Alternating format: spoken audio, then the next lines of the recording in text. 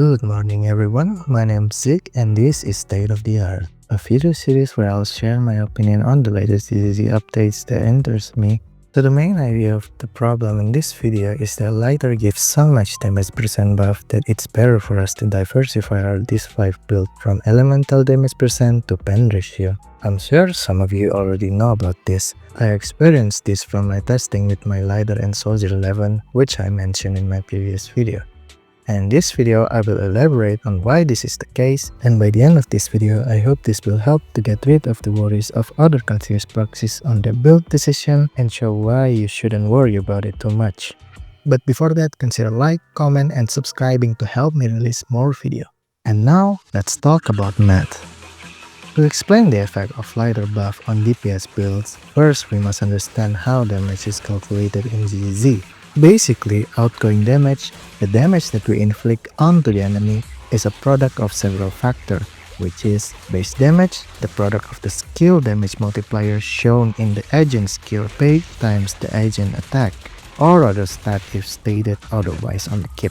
Damage percent multiplier, which is the sum of all the damage percent buffs plus 1. This includes this 5 damage percent buff, swing just 4 piece buff, etc. Defense multiplier, a factor that considers enemy defense into account. The effective defense is determined by the enemy initial defense, reduced by defense reduction effect like Nicole, and pen ratio from Rina buffs or these 5 stat, and subtracted by flat pen. This is why some would call Rina and Nicole together is redundant, because they reduce enemy defense in a multiplicative sense, and not additive. But that's a topic for another time. We will talk about this equation more later. Resistance multiplier, the enemy resistance factor. Generally, it's plus 20% for elemental resist, 0 for neutral, and minus 20% for elemental weak. Stun multiplier, the number that's shown in the enemy health bar when they are stunned. This can be increased by some effect like Lycon or Chingy kit, and the expected value of critical hit is the product of crit rate and crit damage plus 1, to consider the statistical average of critical hits effect to the damage calculation. Here's some examples. There's 4 examples that I'm going to show with increasing complexity of calculations. Let's start simple with Solo Lucy EX, a single hit skill. Here's the skill damage multiplier and my level 60 Lucy stat. For the test, we will be using Dullahan in the VR as a sandbag. Level 70 Dullahan has a defense stat of 921 and a neutral weakness to fire element. Level 60 Agent has a coefficient of 794. Fun fact, this is the main factor of level penalty on damage calculation, while lower level Agent will produce less damage even if we buff them. With this number, we can calculate the defense multiplier of the enemy is 47.54%. Plugging all the stats into the equation will give us 32k when crit and 16k when not crit. And to confirm this calculation, here's the actual damage from the gameplay. Lucy EX giving 32k with crit and 16k without crit. Really close number with a slight margin of error, probably due to different number rounding system. Now with the same enemy, we will try Lucy's O. The skill damage multiplier is multiplied by 3 because it is a 3-hit skill. There is a slight modification to the stat. Because my Lucy is equipped with 4-piece swing jazz, her damage percent will be buffed by 15% when she op.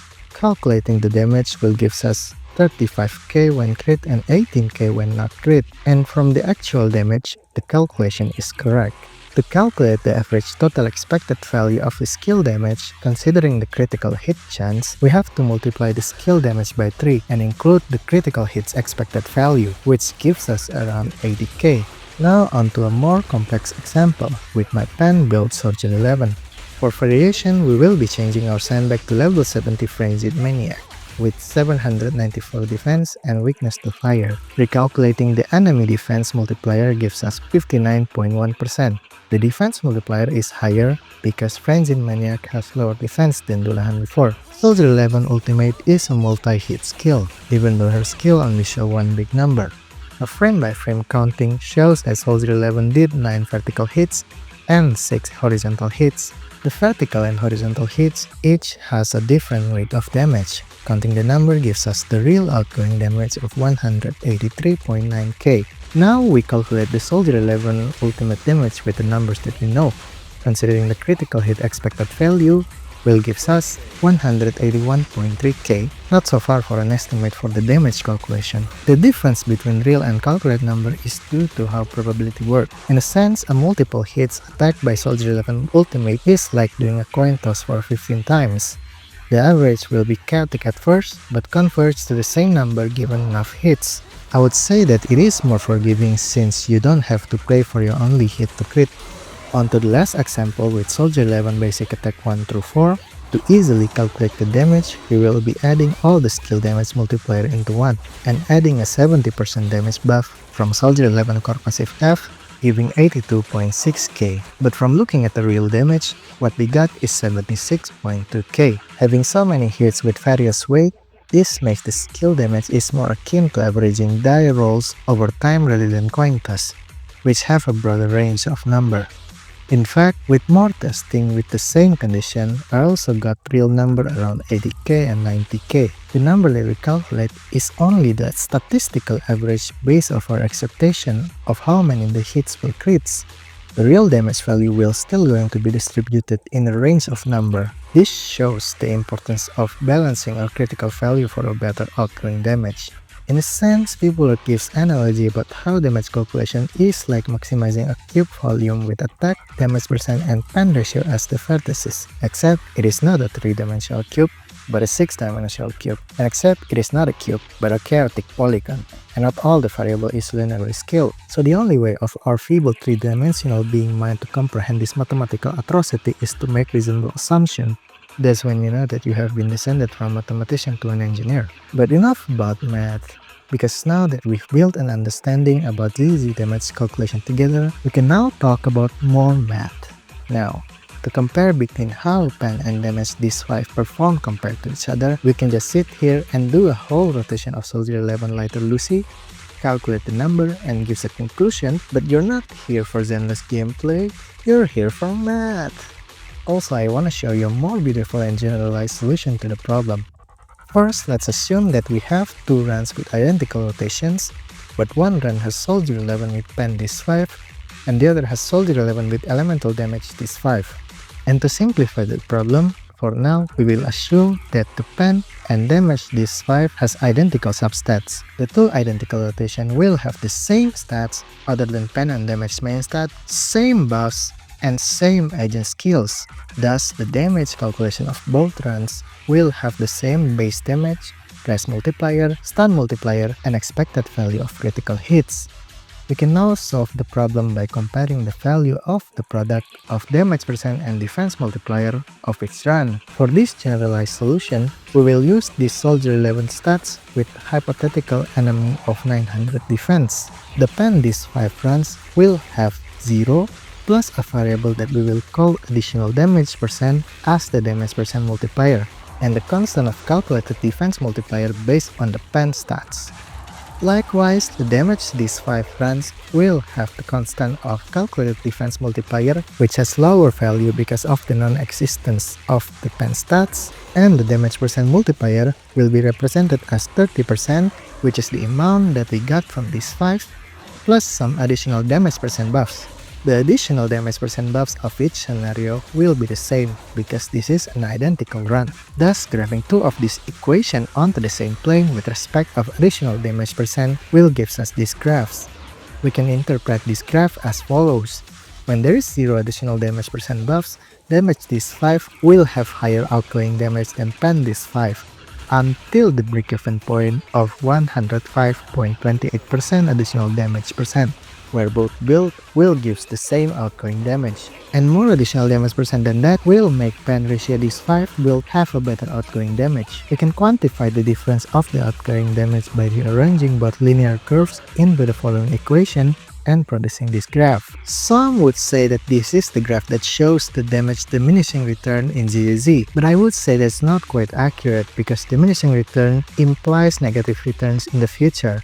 But that's not the case here. As a math nerd, I would say that there exists a limit at infinity additional damage percent in this damage difference equation. But the gist of it is that the deep-based return of more and more additional damage percent after the break-even point will reduce. As you can see, before the break-even point, Pen this 5 may have more than 10% worse damage than damage this 5, depending on the additional damage. With Soldier 11 Ben Lucy team, the maximum additional damage that Soldier 11 Ultimate and EX can acquire is going to be around 77.5%, not enough to breach the break-even point. Although the Soldier 11 5 suppression will have an additional 70% damage percent, thus putting it way above the break-even point. But with Soldier 11 lighter Lucy team, Soldier 11 will have an additional 75% damage percent buff from lighter, putting Soldier 11 EX and Ultimate above the break-even point. With the average Soldier 11 rotation, the estimate damage distribution between fire suppression, skill and ultimate is as follows. There's more nuance on this matter. If you are going to min-max your damage, this graph will help to show the details in the painting. But to simplify things, I will interpret this graph as follows. In lighter teams, by changing your this 5 from elemental damage percent to pen ratio, the most that we can get in DPS increase can be about 5 to 7%. It's up to you if that much damage increase is worth it or not. And not to mention the important assumption of our calculation that the substats of each this 5 is the same. In reality, a good roll on pen ratio this 5 will be better than an okay roll damage percent this 5. And an amazing roll on damage percent this 5 will be better than a good roll on pen ratio this 5. So the conclusion of this case study that I want to point out is that lighter makes us grind this 5 easier, making pen ratio and damage percent this 5 both a viable option. As long as it has good substat rolls, they will be really good for your DPS build. I did this calculation not to fight for the extra 3% damage that my Soldier element can do, even though I will do anything for her, but mostly to convince that the devil is always on the details. If we stuck too long on the difference of 3% damage increase, it will eventually suck the fun out of the game. I want to point out that there is other thing that will make us stronger in the game, like experimenting on a better rotation, memorizing the enemy moves, etc. So don't worry too much about the number. That's all. Thank you for watching.